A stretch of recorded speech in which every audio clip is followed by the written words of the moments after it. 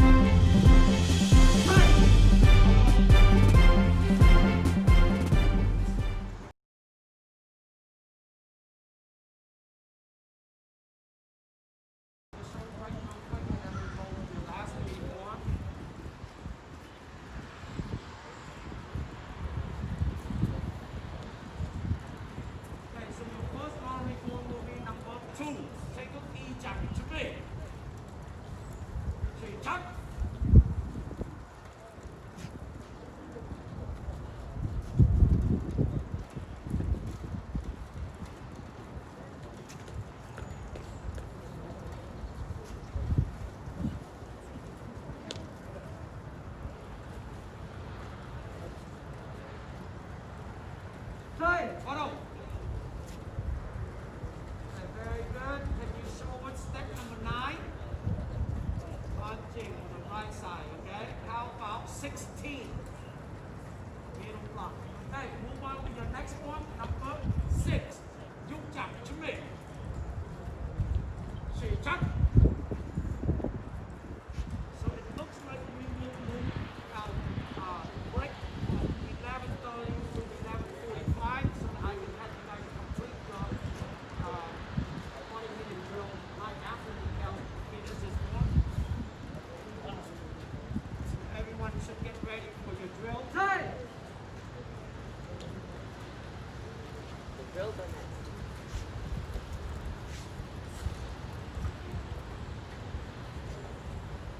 Otto. Very good. Last form to go. So your last form is number 4. Take good side jump. Chuẩn bị. Xì chắc.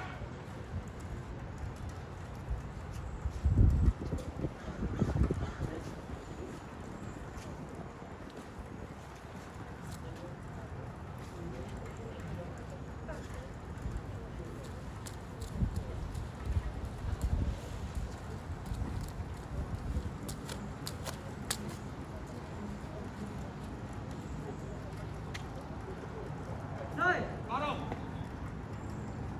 Okay,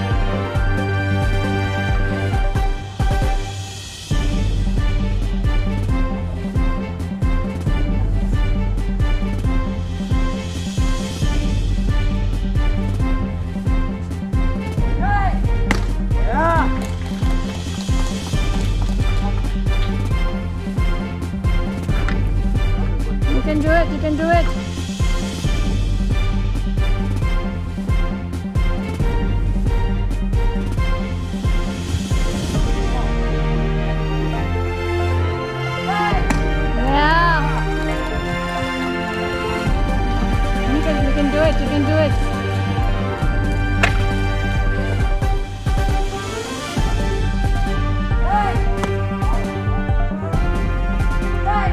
Yeah.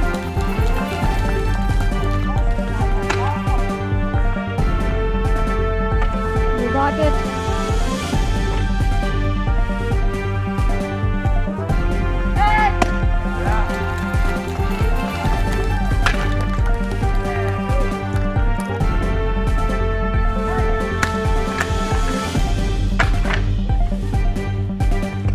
You can do it all the way through. There you go.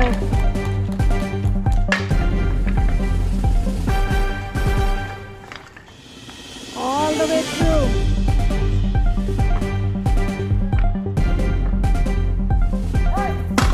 There you go.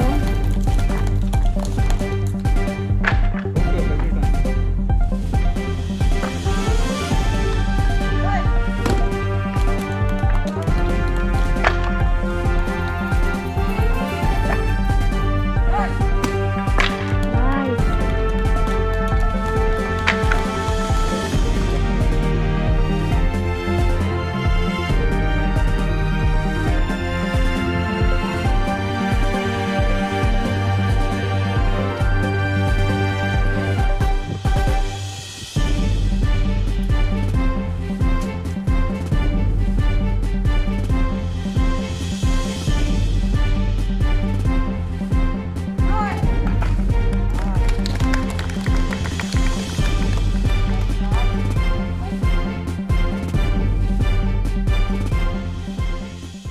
Hello again. My name is Nikhil Bhargava, and I'm here to talk about what it means to be a black belt to me. Simply put, it would be the greatest achievement, the dream come true, the goal that I set way back when I started practicing Taekwondo as a 6-year-old. Now, going into depth, being a black belt would signify that I finished my first chapter of learning Taekwondo, and started the second chapter. I started to learn how to teach my juniors, how to teach everyone around me. I already, with permission from Master Thak, started teaching my little brother. He's 5 years old, just started the exact same time as I did. And I have a lot to learn, I have a lot of things to learn about teaching. I need to learn how to exercise even more self-control on my temper and know that my little brother will not achieve perfection at his age and skill level. I can't expect him to do a front kick or a side kick or any of his forms as good as I would. It would also show me how far I've come. I went from a kid whose biggest fear was breaking and sparring. And coincidentally, those have become, how do I say it? The intimidation of it has gone lower. They're really fun now. The black belt would also be of importance to me because I remember the times when coming here to the studio wasn't fun. I was stuck on the green belt for 3 years, I think. My brother had just been born, so that was a factor in not being able to test really often. The other reason being, out of the 3 tests I took, I failed the first 2. Both times it was because I wasn't able to break the board, back fist or back kick. But the third test, I broke them both on the first try. Both Those 2 parts of the test used to scare me a lot, but I did not give up. I increased my self-confidence and overcame my fear of these 2 spots, and every test since then, be it here at Taekwondo or at school, has never been really scary. And I feel today was no different. The tenets are also one of the things that are most important to me, even more so as a black belt. Courtesy, integrity, perseverance, self-control, and indomitable spirit.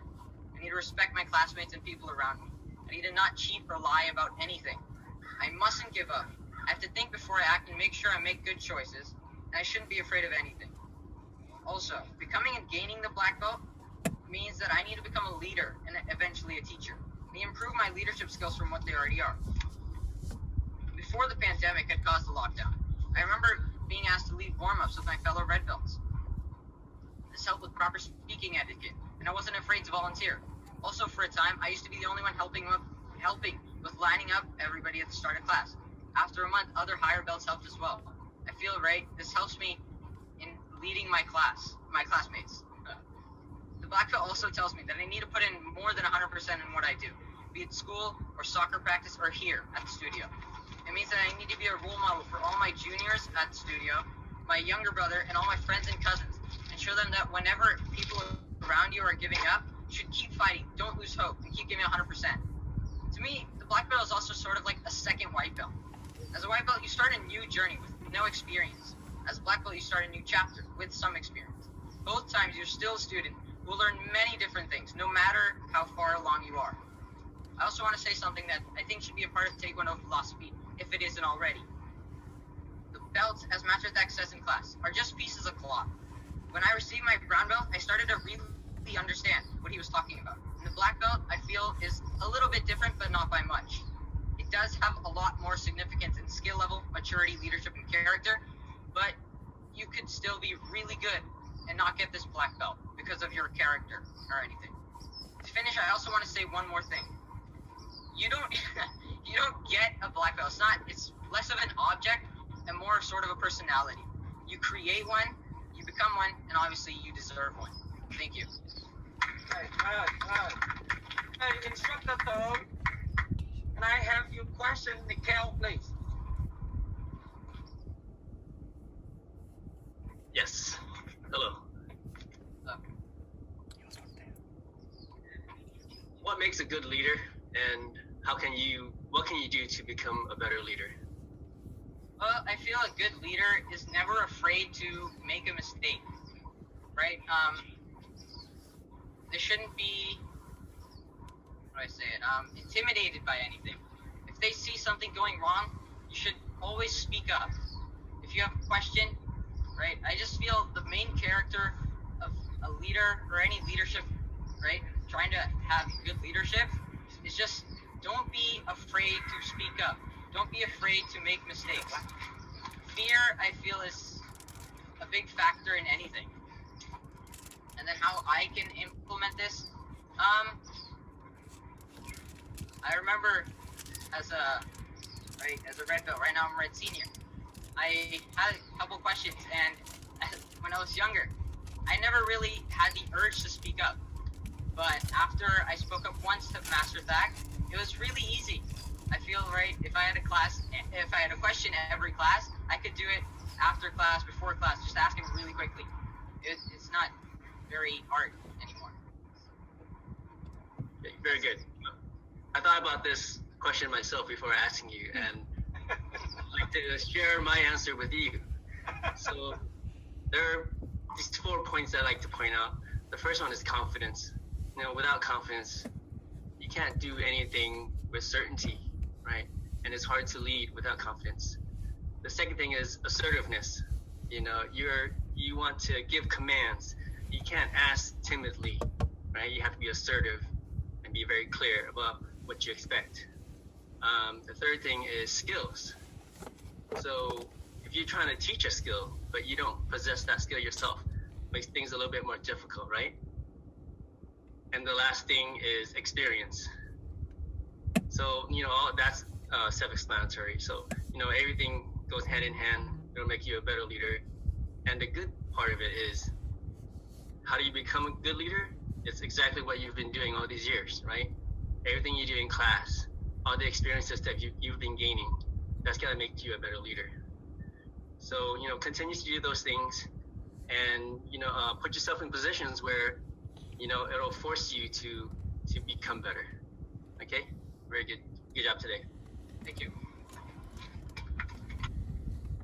Thank you. So judges, voting please. Okay, all thumbs up. Okay, thank you. Congratulations, Nickel.